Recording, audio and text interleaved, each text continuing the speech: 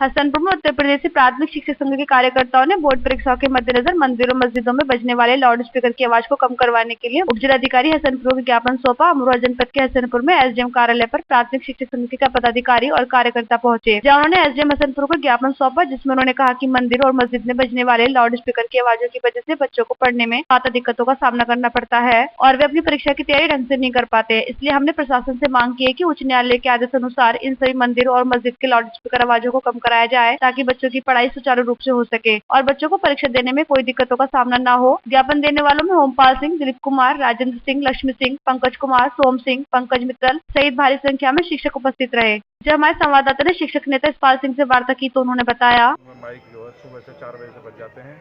हमारे बच्चों की बोर्ड परीक्षाएं की तैयारी चल रही है। बच्चे जो पढ़ नहीं पाते, बहुत डिस्टर्ब होता है, क्योंकि एक सरकार का मानक भी है कि इतने मेगाहर्ट्ज से ज़्यादा जो ध्वनि नहीं बजा सकती। तो हमारा अनुरोध है कि मंदिर और मस्जिदों में जो माइक है उनकी ध्वनि जो कम कराई जाए, जिससे बच्चों की पढ़ाई हो। कम से कम 1 महीने तो कराई जाए। अगर जो